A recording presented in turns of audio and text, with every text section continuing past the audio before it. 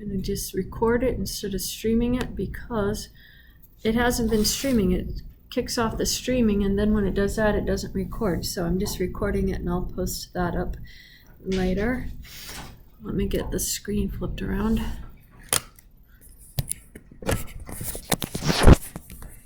And then I'll get this posted up there.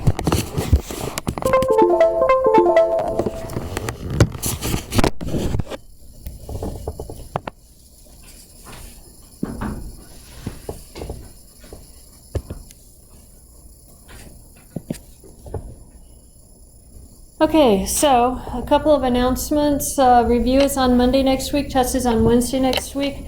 We're covering section 2.1 on Wednesday this week, so the test will be over starting from 0.5 through 1.4 is going to be our test. 5 sections.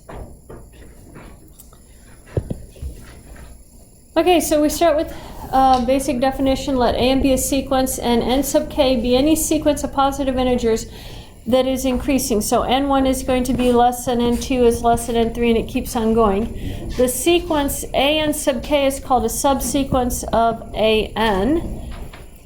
So let's look at some examples here. 1 over 2n is a subsequence of 1 over n. It's just the even terms of our sequence 1 over n.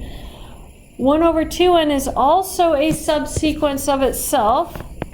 A sequence can be a subsequence of itself. So that's fine. 1 over 2n is a subsequence of 1 over 2n. Is 1 over n a subsequence of 1 over 2n? No. It has some terms that 1 over 2n does not have, so that is not a subsequence. Give a subsequence of the sequence 1, minus 1, 2, minus 2, 3, minus 3, which has only positive terms. Yeah, 1, 2, 3, keeps on going. Those are the positive terms of it.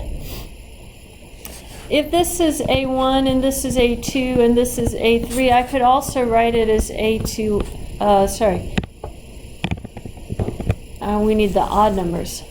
2n plus 1 for n starting at 0. Or I could do it 2n minus 1 for n starting at 1. But that gives me the odd terms. Give an example of a sequence which does not converge, but which contains a convergent subsequence.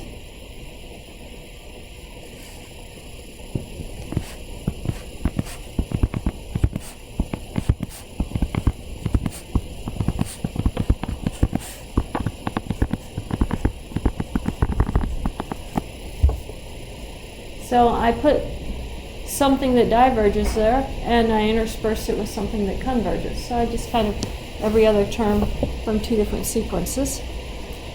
Give an example of 2 sequences which are not subsequences of each other. So that means that they can't be contained in each other. So I could have 1 over n and n. They're not subsequences of each other. Does that make sense? You guys get the idea of a subsequence? We can have lots of things to prove.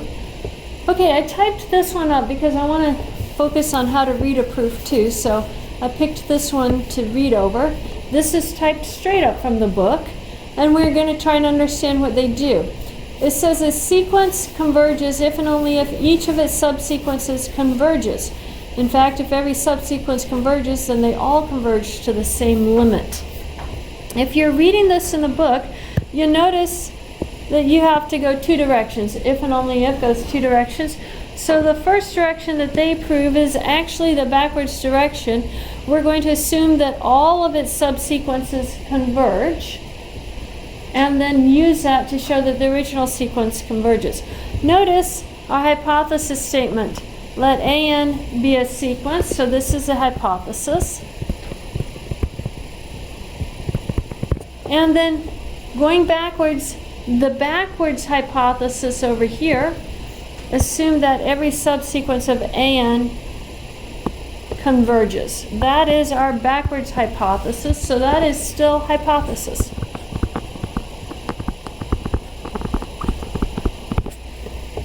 Now notice what they say. Since AN is a subsequence of itself, it follows that AN must also converge. That is by the hypothesis. AN is a subsequence of itself. All of the subsequences converge, so by definition, the original sequence has to converge.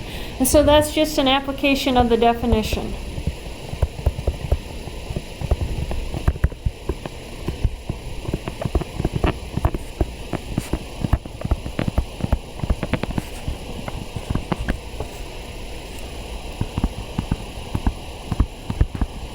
Application of the definition of a subsequence combined together with the hypothesis gives you that conclusion right there. That one is not hard at all. And now let's go in the other direction. Let AN be a convergent sequence. This is right here if and only if a sequence converges. So this is this part now. We're starting with let the sequence converge. So let AN be a convergent sequence. This would be our hypothesis statement.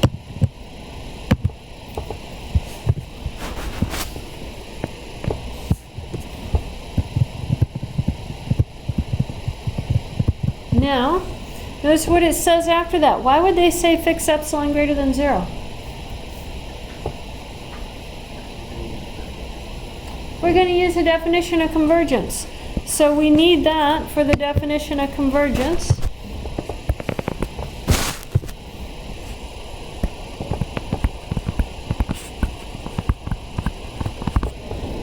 Apply it. It says since AN converges to A, there's a positive integer n such that for all n greater than or equal to n, we have AN minus A is less than epsilon. All of this is our definition of convergence. So you have to apply what your hypothesis statement was giving you. Our hypothesis said that AN converges, so we apply that definition of convergence. Now notice what we're trying to show. We're trying to show that each of the subsequences converge. So we need to get a subsequence here.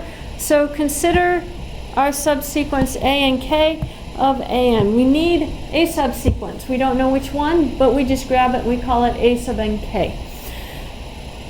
Since it's a subsequence of the given sequence, you know that N1 is less than N2 and so on for the subsets. N sub 1, N sub 2, they're less than each other. That is our definition of a subsequence.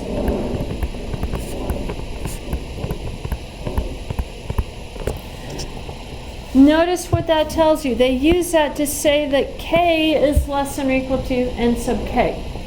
If they had taken every term, then K would be equal to N sub K. But if they choose to skip some terms, then N sub K by nature is farther out in the sequence of numbering than K was. That's all they're saying. So what they're going to do is they're going to go back and use this for all n greater than capital N. That's what they're using right here. But you know that K is bigger than N sub K, so K then replaces the N up there, and we get for all K greater than capital N, N sub K is greater than or equal to capital N, and so you can draw your conclusion that AN sub K minus A is less than epsilon. Proof of convergence of each of the subsequences, and then this right here is our conclusion. Small conclusion and the big conclusion, so this is a conclusion. Okay? When you're reading over this, you should be doing that. See how much writing I've got on that proof there?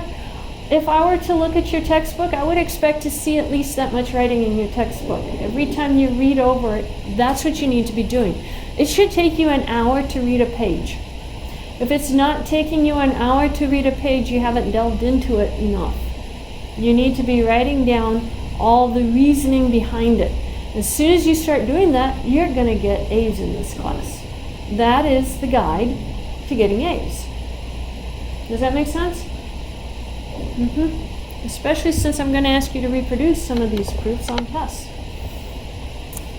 Okay, so let's continue. This is number 36. Number 36 is actually one of the homework problems in the book. We need it for one of the theorems that we're going to prove in a minute. So we're going to prove this one. Let AN be a bounded sequence of real numbers. Prove that AN is a convergent sequence. The hint says, see the Bolzano-Weierstrass there on page 40. I broke this down into two parts here, and these are the two parts we're going to use to prove it. The first one is that your range of your sequence is finite. The set AN, and in the naturals, that set is a finite set. It doesn't have an infinite range. If it is a finite set, then what you're going to do is notice that your infinite number of terms of the sequence have to be the same, and if that infinite number of terms of the sequence is the same, choose those infinite number of terms to be your subsequence, so you have a constant subsequence. Your constant subsequence converges to the value that it's equal to, and you're done. So that's the first case. It's a relatively trivial case. The second one is assume that you have an infinite range.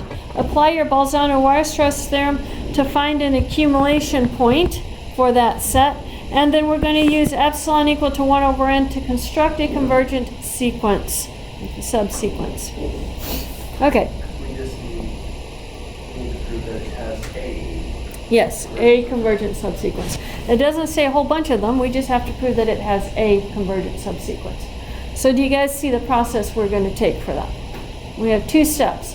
The first one is the finite set. The second one is the infinite set. So I guess I'll start my proof right here so that we can see our process. What is the hypothesis statement?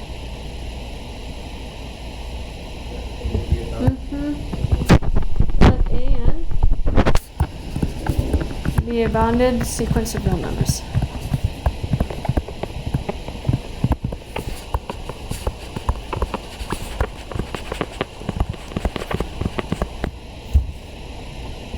We are going to break this up into two cases. I'm going to write my case 1. The range of AN is finite. If the range is finite, that means an infinite number of terms are all equal to the same value.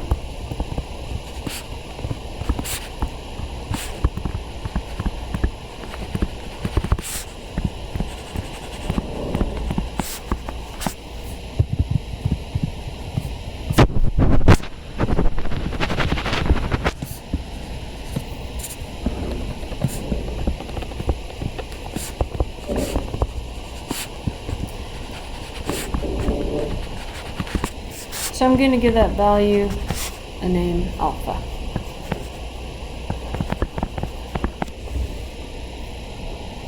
So we're going to choose the subsequence of AN.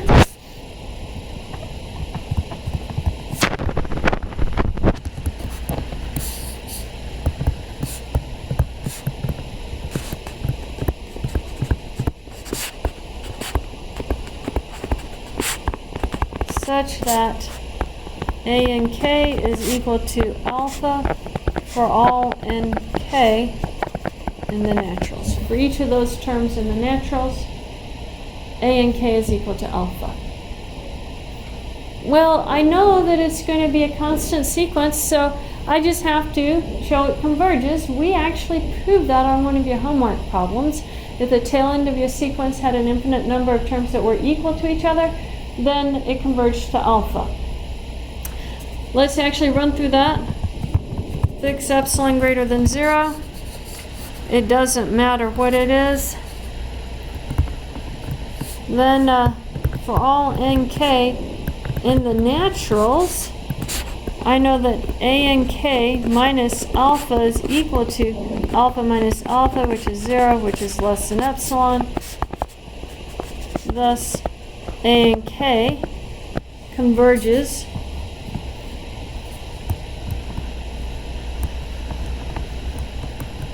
to alpha. And our first case is done.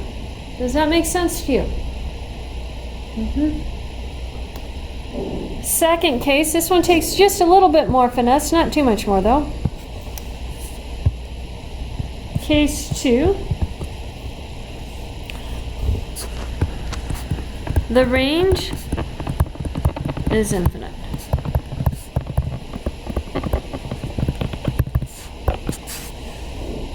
It's infinite, but I know,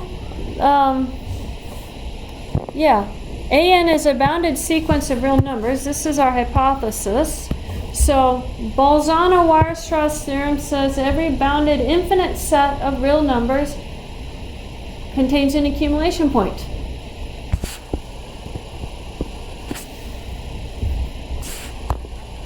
By the Bolzano-Weierstrass theorem, there exists an A in the reals such that A is an accumulation point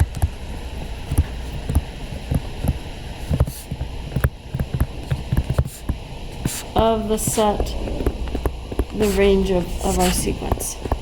Now, all we have to do is choose our subsequence. By definition, so what I'm going to do is I'm going to let, I'll word it this way. For each n in the naturals, I'm going to let epsilon be equal to 1 over n. By definition of accumulation point,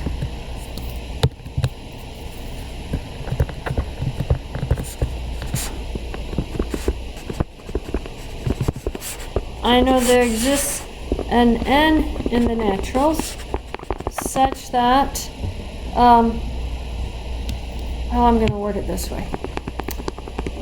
We'll get to that. I'm skipping steps and I don't want to skip steps. This is a delicate argument. By definition of accumulation point, I know the interval a minus epsilon, which is our 1 over n,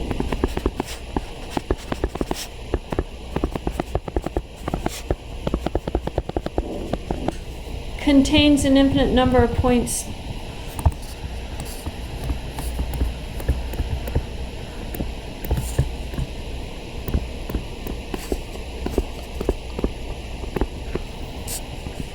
of our sequence AN, different from A.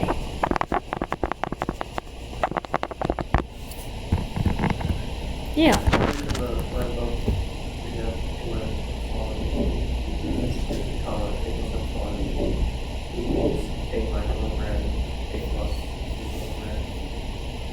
Oh, 1 over epsilon is what I wrote. Yeah, 1 over n. You're so right.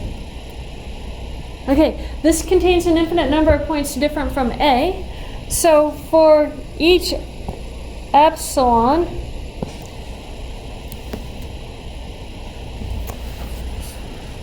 I'm going to make these be k's just because it'll make my numbering system go better.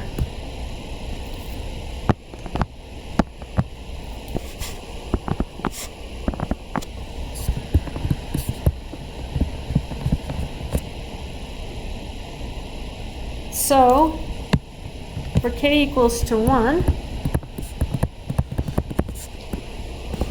choose a sub n1, element of my sequence, such that a sub n1 is in that interval.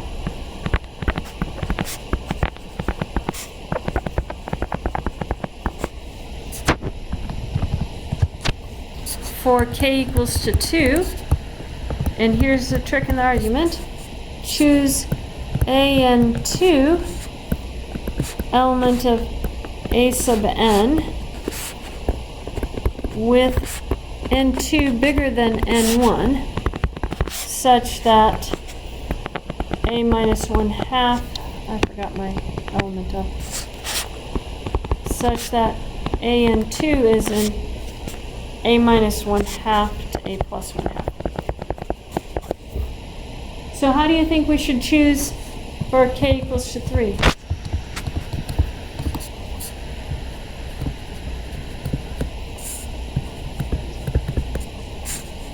Yeah, an sub 3. Element of our sequence an. Greater than n sub 2, which we know is bigger than n sub 1. is element of a minus 1/3 to a plus 1/3.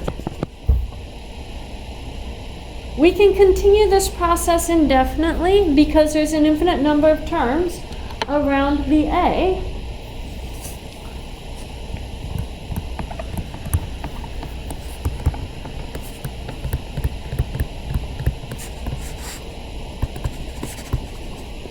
So we have our subsequence A and K. Now, the only thing I have to do is show that it converges, show that your subsequence converges. What is it going to converge to? No, the 1 over n's are going to 0, forcing it to... What do you think the limit's going to be?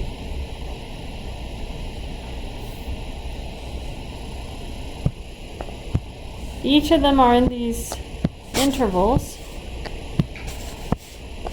as 1/3, 1/4, 1/5. Yeah, it's going to A.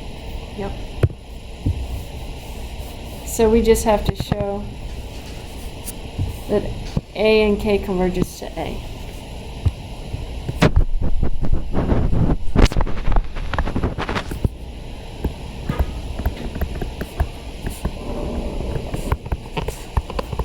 So here we're going to fix our epsilon greater than 0.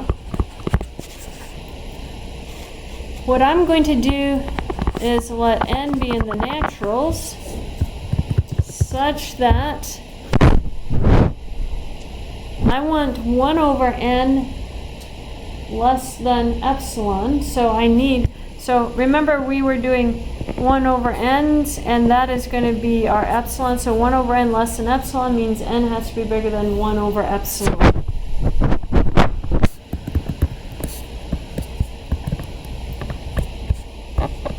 Then for all k greater than or equal to capital N, we have n sub k is greater than or equal to capital N. And so a n sub k has to be in the neighborhood of a minus 1 over capital N to a plus 1 over capital N, because those are nested neighborhoods. But what does that tell us? That tells us a and k is in the neighborhood a minus epsilon to a plus epsilon, which tells us that a minus epsilon is less than our a and k is less than a plus epsilon. Subtract your a's through, and you have minus epsilon is less than a and k minus a is less than epsilon, or that the absolute value a and k minus a is less than epsilon. Thus, a and k converges to A.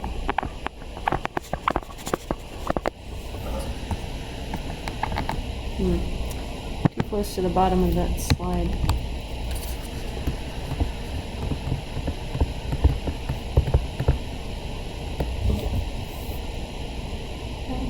Our theorem goes both directions. So basically, we found the neighborhood. You have to construct your subsequence. Yeah. So this is the construction.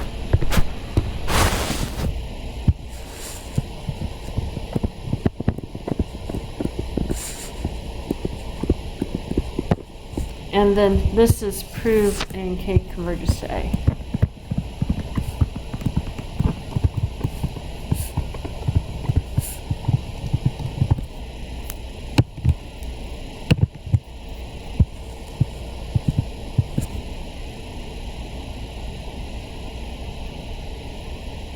Any questions on that?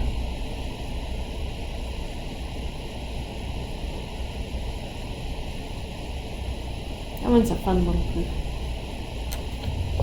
Not quite so little, it's a little bigger than some of them that we've done so far.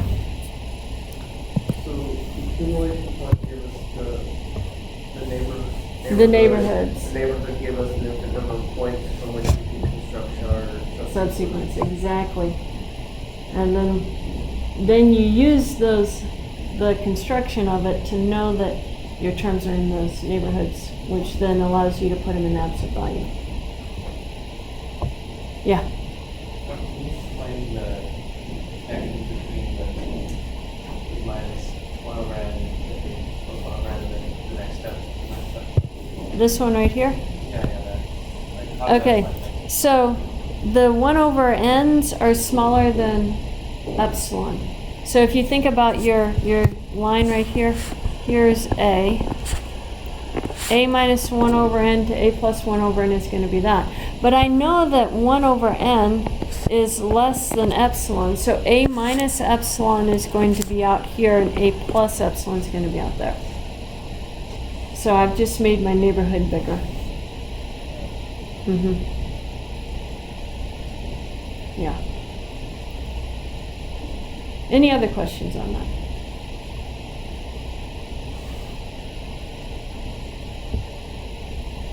Okay.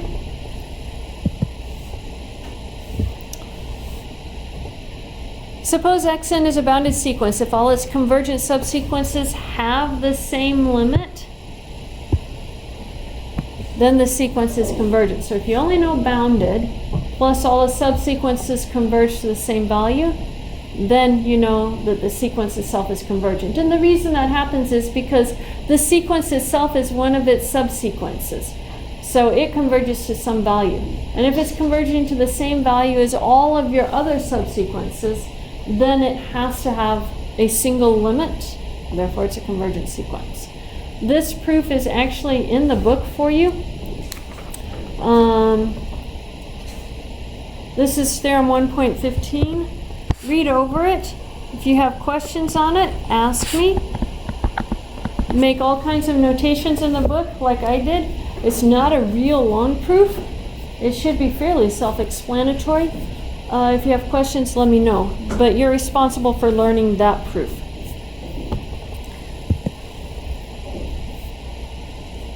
So we need some definitions here because we're heading towards monotone and we want to talk about monotone increasing and monotone decreasing.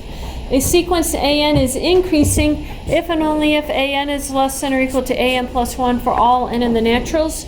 A sequence is decreasing if and only if an is greater than or equal to an plus 1. It's going downhill from left to right is decreasing, going uphill from left to right is increasing.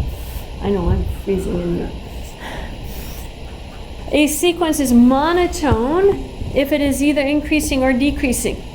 Now let's think about this for a minute. Suppose I have a constant sequence. A constant sequence is both an increasing sequence and a decreasing sequence. Yeah, because of the less than or equal to or greater than or equal to. So a constant sequence is both increasing and decreasing.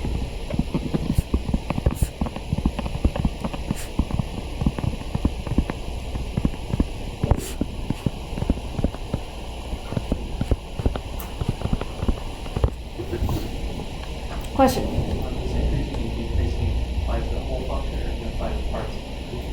For each successive term. So for any pair of two successive terms, so it has to work on all of them. You can't have some go up and then back down and then back up. They have to all keep going up or all keep going down or all horizontal. You can have some that stay horizontal and then go down and then stay horizontal. You can have that. But you can't have going down and then going back up. Constant sequence is monotone, yes.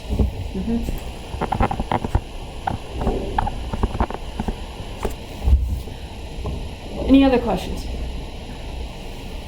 Okay, so which of the following sequences are monotone and which are bounded and which converge? So look at the first one, 1 minus 1 over n.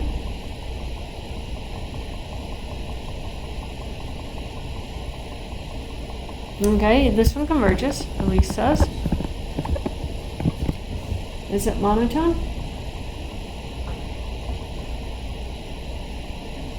Yes. It's monotone. It's actually increasing up to 1. When n is equal to 1, you're down here at 0. 1 minus 1 is 0. When n is equal to 2, you're at 1/2. When n is equal to 3, you're at 2/3. So it's actually increasing up to 1 from below. So it is monotone. It's monotone increasing. And it converges. Is it bounded?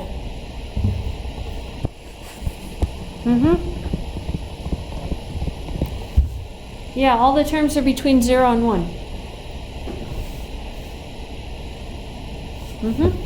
Let's look at the next one. Minus 1 to the n. Does that one converge? No. Not convergent? Is it monotone? No. Is it bounded? Yeah. It's bounded because all the terms are plus 1 or minus 1.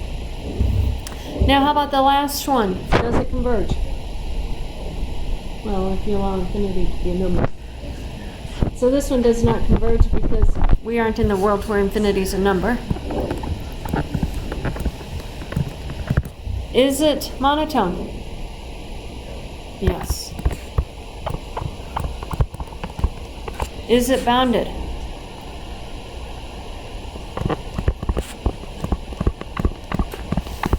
So if I'm looking for the property of converges, notice the one example that I had that converged had bounded and monotone. And if you guys remember this from calculus, I showed you that bounded plus monotone equals convergent. We actually did the little proof for that in Calc 2. So bounded plus monotone is convergent. Not monotone or not bounded typically implies not convergent. Okay? So that's where we're headed with this. A monotone sequence is convergent if and only if it is bounded.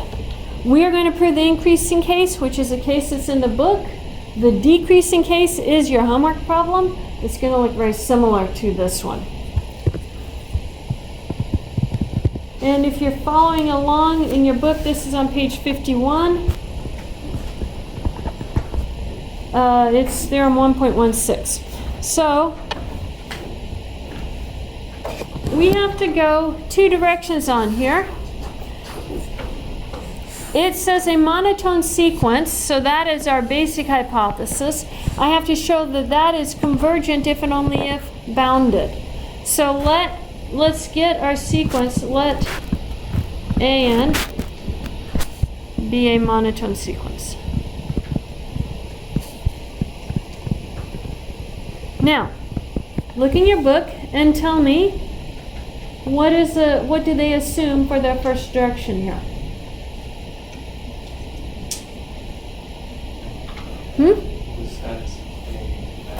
Yeah, they first assume bounded, right? Yeah. So I'm going to this is kind of going back the opposite direction. Let AN be bounded. What does bounded mean? So they say that for definiteness, suppose a sequence is increasing. Oh, that was monotone. That's what you guys are saying. Suppose AN is increasing. Now,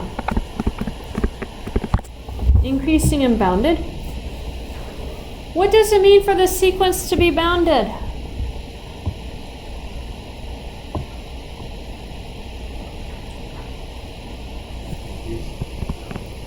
Well, we'll go with what they put down first. We'll get to that. The set of terms, its range is bounded.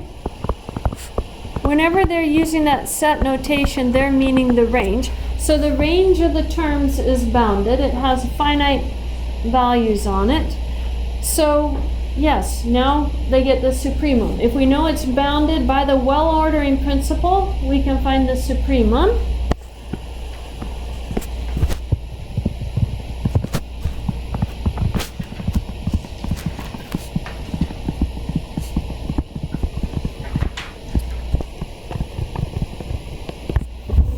So we have our supremum. Now notice what they say after they get the supremum. What do they say? Yeah, they're going to show that your sequence converges to S.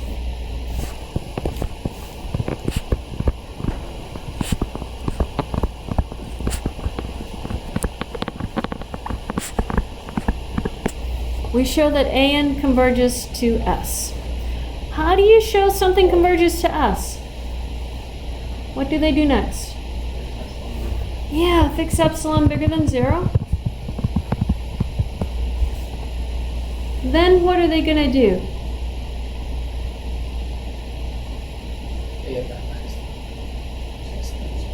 That's what we actually have to get to. And we're going to show that but to get to A of n minus the limit is less than epsilon, we have to apply our supremum definition. Yeah. Since S is the least upper bound,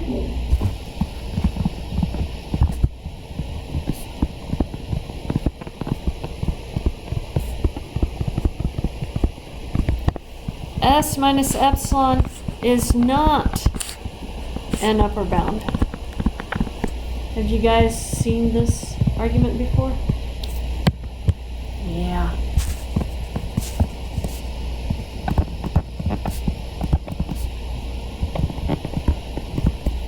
Okay, if S minus epsilon is not an upper bound, what does that tell you?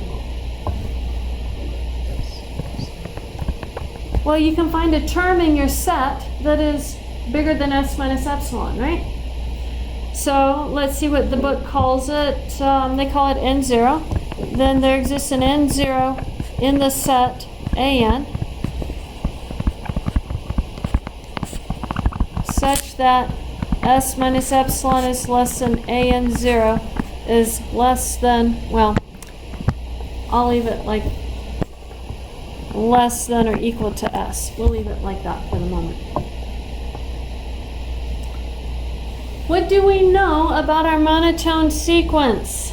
It's monotone increasing. In this case is what we chose it.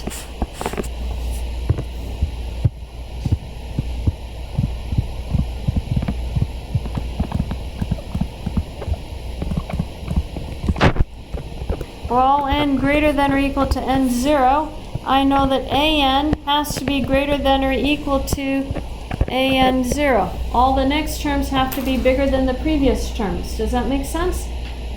So each one, as you're going farther and farther out, get bigger and bigger. Combine that with this, and we're going to be almost done with our proof.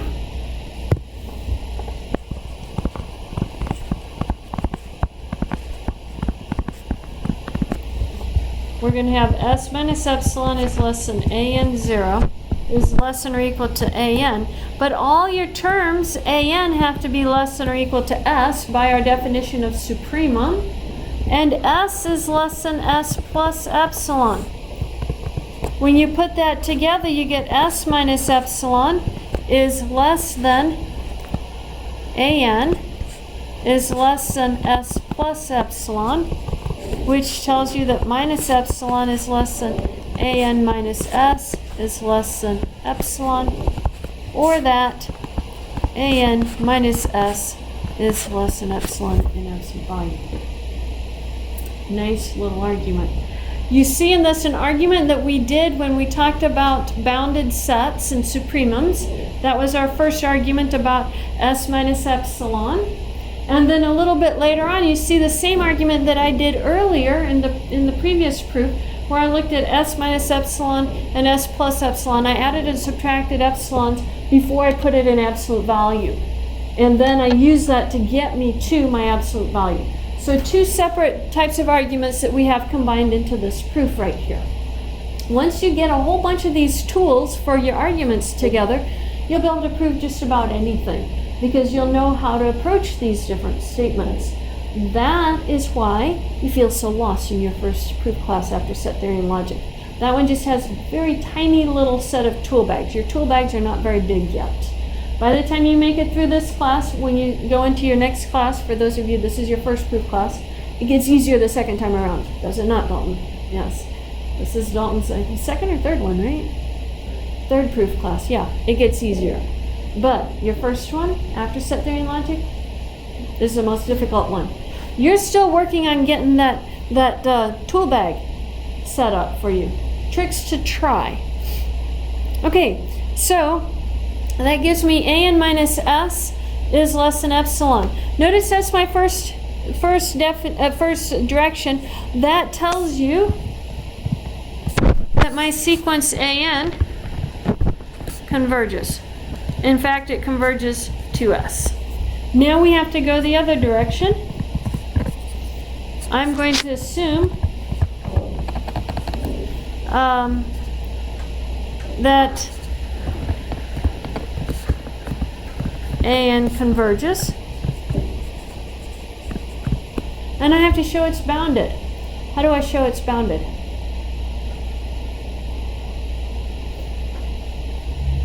Last sentence of the proof.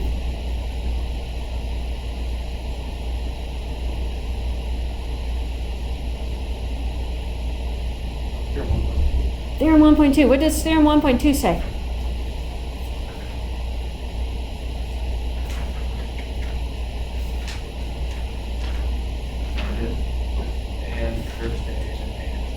Yes.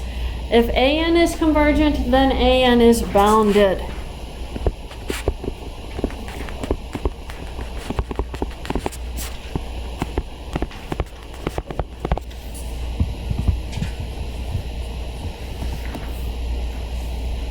Therefore, and we conclude. A monotone sequence is convergent if and only if it is bounded. Bounded plus monotone implies convergent. Bounded plus monotone implies convergent. Okay. Let E be a set. This is going to be our last proof, and then we're going to do an example. Let E be a set of real numbers, then x0 is an accumulation point of E, if and only if there's a sequence xn of members of E, each distinct from x0, so that xn converges to x0. This is theorem 1.17. It's on page 52 in your textbook. So let's read through that one as we go. What is the hypothesis statement?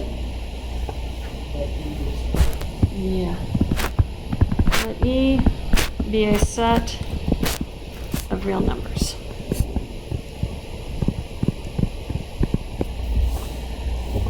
Now we have an if and only if.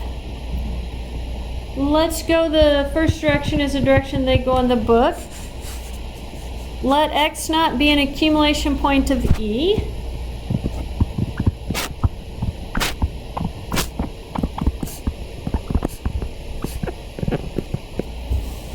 Let x naught be an accumulation point of E. Now what do they do after that? That was their first sentence. Let x naught be an accumulation point of E. What is their second sentence?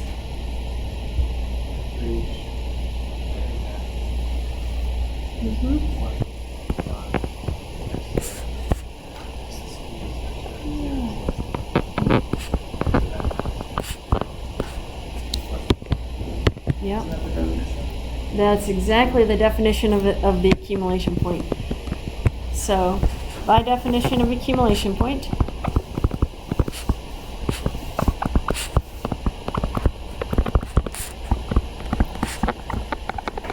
for each, and they call this little n, for each n in the naturals, there exists an xn in our set E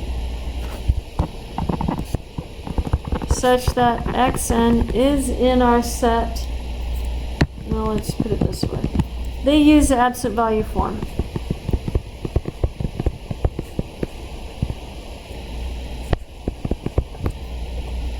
Now let's take a look at this right here. Why are they going with 0 less than xn right here? How can they say that? Because the definition of an accumulation point said that if x0 is an accumulation point, there exists an infinite number of terms in each neighborhood of x0. Infinite number of terms distinct from x0. It is, but it's because they're distinct terms. So they can't actually be x0. This tells you it's distinct from x0.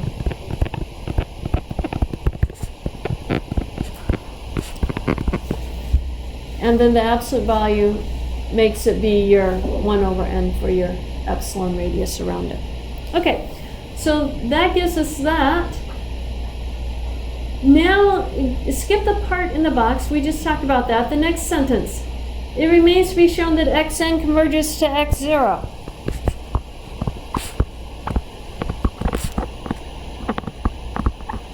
So we have to show that our sequence xn converges to x0. We've already done this argument. Should we see if we can remember it? What should we do? What do they tell us to do in the book? Fix epsilon greater than 0. Choose n in the naturals such that, what do we use for n? Greater than 1 over epsilon, right? Then, for all n greater than or equal to capital N, what do we have?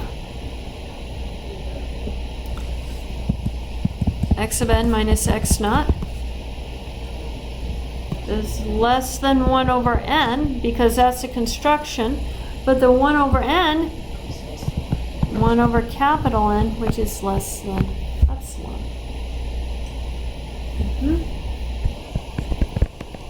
Thus, xn converges to what?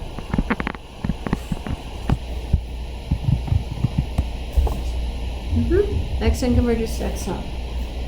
Now we have to go the other direction. So now I'm going to suppose that there's a sequence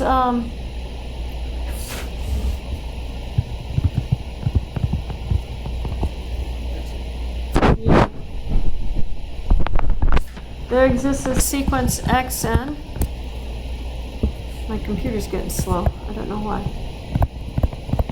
Of members of E, each distinct from x naught, so xn not equal to x naught, such that xn converges to x naught.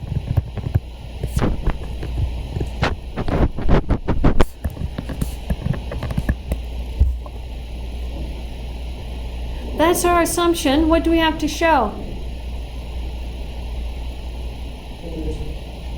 That x naught is an accumulation point.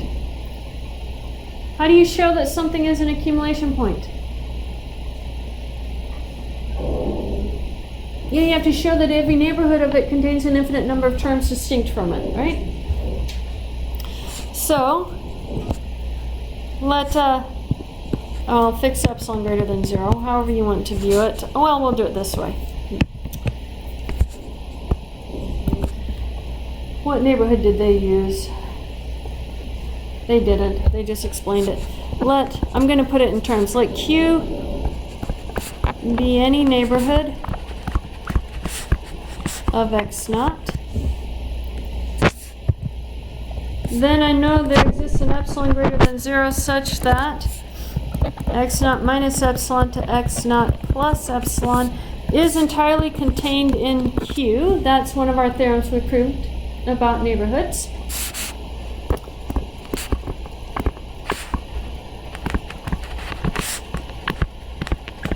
NBHD is neighborhood. And so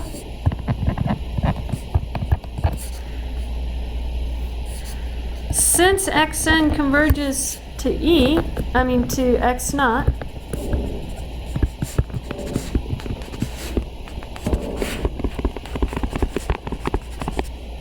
what I know is that there exists a capital N in the naturals such that for all n greater than or equal to capital N, xn minus x naught is less than epsilon, and I know 0 is less than that because I know xn is not equal to x naught. Thus, Q contains an infinite number of points distinct from x naught.